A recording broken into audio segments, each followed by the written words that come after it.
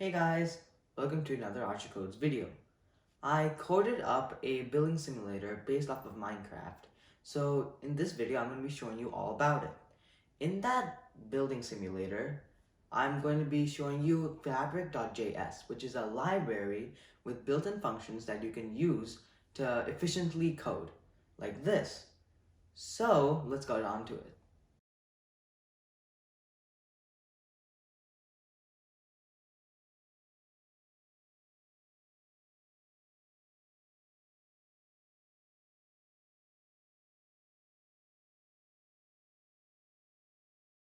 So let's get started. So this is the Minecraft app that I've been talking about. It's a sort of building simulator. There's no survival or creative or anything.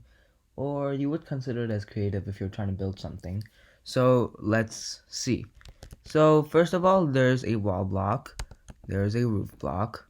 Even though they're completely different. This is brick wall. This is netherrack. There's a wood log. I have no idea what this is, probably with a mod. Glowstone. There's also a dark green block. I'm not sure what that is. Looks like a lily pad or something. And there's also a grass block. A light green block. I have no idea what that is. And there's a cloud block or a stone block. And that's all. And also you can there's also the current width and the current height. Basically, if you do shift and M, it makes it smaller, and if you do shift P, it makes it bigger. So for all these blocks, W is wall, T is trunk, R is roof, and Y is for that yellow one, U is for unique block or glowstone, and D is for dark green block, G is for the grass block, and L is for the light green block, C is for the cloud block or the stone block. So let's get into the makings of this coding. Let's look into the coding. And this is the coding. So already there is our HTML, and all these images, those are just images. They have nothing behind them. They're just the images of the different blocks that we're going to use, the JPGs and the PNGs. So this fabric.js, this is what I've been talking about. Basically, all of this is literally just a library where you can retrieve functions and you can use it for efficiently coding, like how I said. So I don't think any of us can actually understand this, but it's just a little like tool you can use. So let's get on to index.html. So we start out with the HTML in doc type. So HTML heading and title as C85. I can also put that as Minecraft. I can change that. So we're linking the CSS and we're linking the JavaScript. So now we're linking the CSS some more with the Bootstrap, and we're linking it some more with ajax.googleapis.com and with more Bootstrap with the JavaScript. So now what we do over here, we make a body. So everything has to be centered. That's why we're using the center tag, and we have to make an h2 called with button primary. That means that it's blue. So let's go and see it.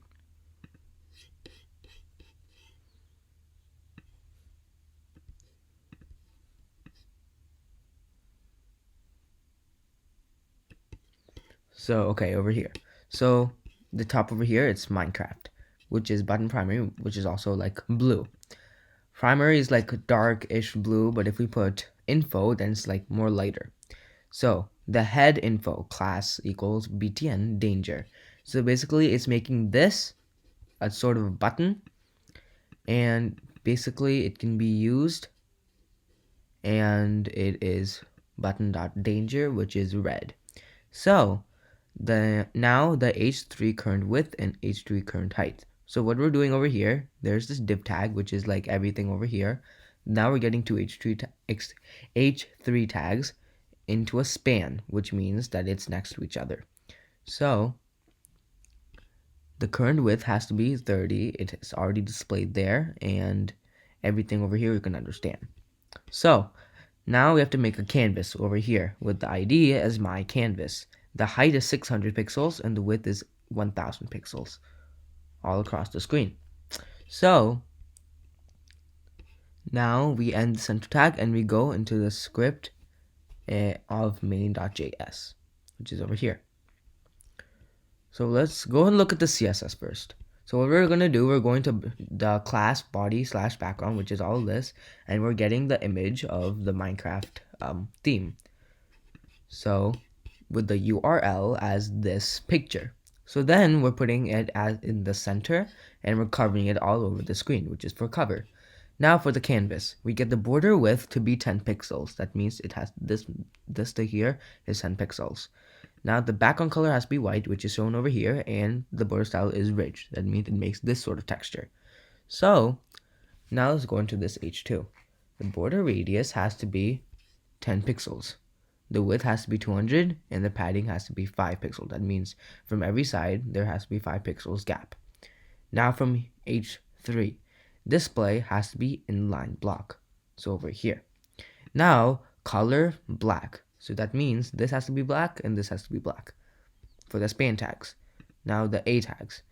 A tags, the text decoration is none. The font size is 20 pixels. The padding is 10 pixels over here. And the float is left, meaning, see over here, this everything is on the left side while we're doing this. So the border radius has to be 10 pixels, meaning that it's rounded. And now the head / info, we can go back and see.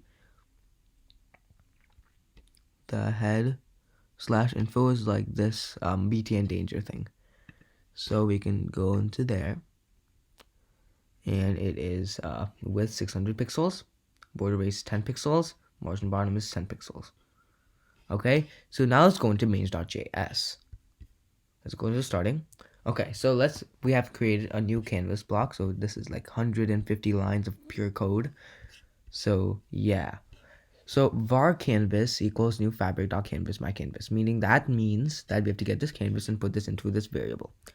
So now player X, that means, look, I forgot to show you this. There's also this player that also is moving around the screen using our arrow keys. So what we're doing over here is the player X equals 10, player Y equals 10. That means it's starting at the X and Y from your hand to here and from here to down. Now the block width has to be 30, which means this and this. So basically whenever we're moving, it creates this player. So that's the player X and player Y. Now the block width, if we're placing a block, let's see over here, then the width has to be 30 and block height has to be 30. That's already the original value, the default value. So the player object is this and the block object is this, empty blocks. So we can put and see like what these are. So if they're already nothing, then we can retrieve it from here, the variables. So function player _ update. So what we do, whenever we're moving, we're updating this moving a player.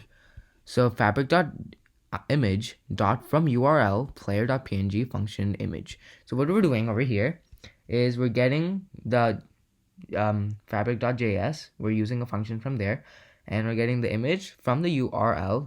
There's a URL of this picture, player.png.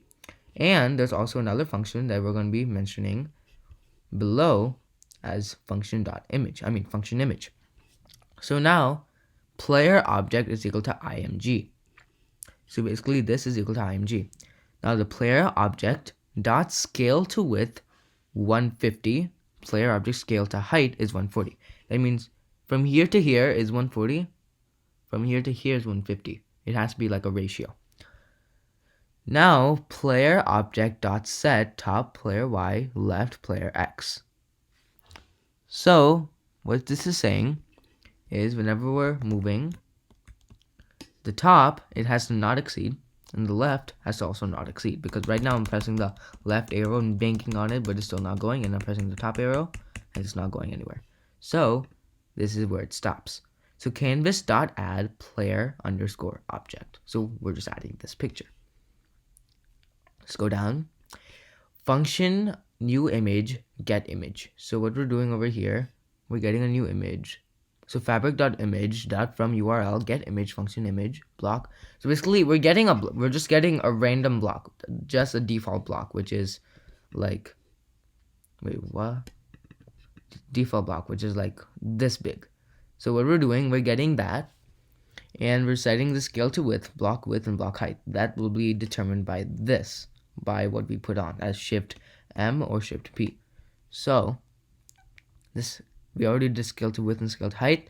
So same thing over here. We're getting the player X and player Y. That means every time we're moving it, it has to not pass where the player X and player Y is. So if I'm putting a unique block, it's not passing where the player is going. So yeah. Now we're just adding the block object. Now window.add event listener key down, comma my key down. That means every time we press a key, it has to listen. There's like an event listener. Every time that happens, it's gonna go into this function, my key down, which is over here. So E means event. Key press is equal to event.keyCode. So basically every key we pressed on this keyboard, each of them has a value, an ASCII value. ASCII, ASCII value. So every time we're having that, see the up arrow, down arrow, everything, see over here. This is the left arrow, 37. ASCII value is 37. Up arrow is 38. Left arrow is 37. Right is 39, and down is 40. So those are the ASCII values. That's what we're talking about key code. So console.log key press. This is only for the coder's efficiency and comprehension. So if event.shift key equals true and key press equals 80. So 80 means if it's P. So that means what I'm doing is I have to press shift and P at the same time. So shift is true and key press is 80. Block width is equals to block width plus 10, same thing with height. So it's just adding. And we're also displaying this over here. Now, over here, we're doing the same thing except with M, which is 77. So minus 10 and minus 10 and displaying it. So left, up, right, and down. So we're getting functions. Left, there's a left function, up function, right function, and down function. And these are if statements. So if it's 37, that's left, then do this. If 38, and then do this up, then console.log up. See, if I go into inspect, it already shows me all the console. But whenever we go over here, oh yeah, I haven't done anything yet. So let me just console, then it shows, see over here, block width is still 30. When left arrow is pressed, X equals negative 20. It's just showing the X values, Y values, and yeah, and shows me the ASCII values of what keys are pressed, which is, I just did left, right, left, right, left, right. So yeah, and same thing with all these. So now we're doing over here is now we're getting the letters pressed. So 87, which is W. That means I press W. It's gonna console.log that, and it's making that image of wall.jpg, which is over here. Is displaying that image with the current width and current height. So we're doing the same thing. So this one is G, ground.png. This one is L, lightgreen.png, L. T for trunk.jpg, R for our roof JPG, which is 82 and 84 respectively. Now yellow wall.png 89, dark green.png is 68, and unique.png is 85, and cloud.jpg is 67, which is UNC. So if we have all that done, now we're already on line 112.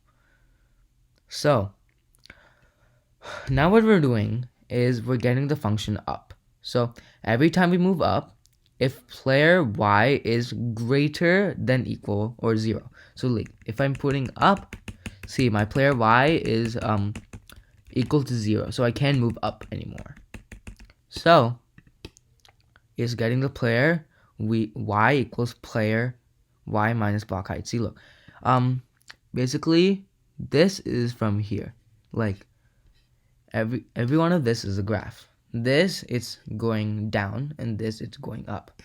Player y, which is greater than 0, is basically a while statement in code.org.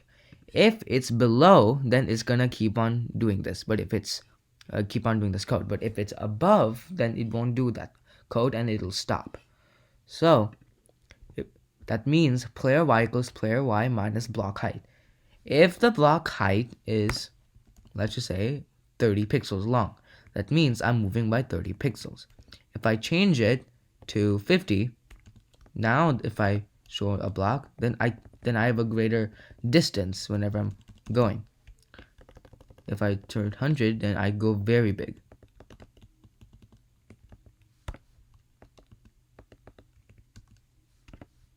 So that's what it's showing over here. Now block height equals, these are just console.logs. They really don't mean anything. It really doesn't do any change to the code. It just shows them on the inspect, so you can have greater comprehension. Now canvas.remove player object. See, like here it was a bit glitching, because what I'm gonna do, what it does is whenever I move left, it's gonna erase the picture and move it. So, and player update, it just updates it. It removes and updates everything. This is the same thing that happened with all the other functions. Down, player y is less than 500, which is from over here. If it's less, if it's in this area, then it's going to keep on doing all this. And same thing. So this is basically the same thing, left and right, except with x values. And if it's this one from if it's left, and from here all the way to the end, and for right, from here all the way to the end. So that's 850 and 0. So this is the Minecraft app that you can easily code now with all this logic. This is simple logic if you just put your mind to it. Let me just reload it. This is like a sort of building simulator in which you can use just for creating cool things. Like if I wanted to say, if I want to create a tree or something, you can use the dark green block or the grass block. Just make a little thing over here. I mean, I know this is like cool. I just like, it's a time killer for me. So I hope you liked today's video, and see you in the next video.